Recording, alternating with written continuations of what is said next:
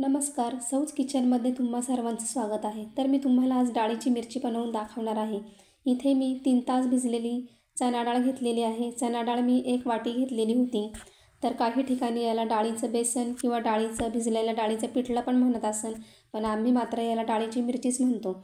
तर त्याच्यामध्ये आता आपण चणा डाळ घेऊन वरून 7 ते 8 लसूण पाकळ्या टाकलेल्या आहे. त्याच्यामध्ये 7 ते 8 मिरच्या पण टाकायच्या. तुम्हाला वाटत असेल तर तुम्ही थोडे पाव चमचा जिरे पण टाकू शकता. मी इथे तव्यावरच बनवणार आहे, तर मी तवा घेतलेला आहे. तव्यावर 2 चमचे तेल टाकलं, त्यात पाव चमचा मोहरी टाकलेली आहे. मोहरी तडतडल्यावर पुन्हा मी पाव चमचा जिरे टाकलेले आहे. जिरे पण थोड्या वेळ तडतडू दिले आणि आता मी जे आपण डाळीचं वाटण केलेलं होतं ते वाटण मी टाकणार आहे. बनवायलाही खूप सोपी आहे ही डाळीची मिरची आणि खायला देखील खूपच छान लागते. तर तुम्ही एकदा नक्की बनवून बघा. सर्वजण आवडीने खातील. तर मी आता इथे पाव चमचा हळद पण टाकलेली आहे. त्याच्यानंतर मी गरजेनुसार इथे मीठ टाकलेलं आहे. आता ते आपण असं छान मिक्स करून घेऊ. ते कोरडं असल्यामुळे त्याला थोडा वेळ लागेल मिक्स व्हायला. आता इथे मिक्स होऊन गेलेलं आहे.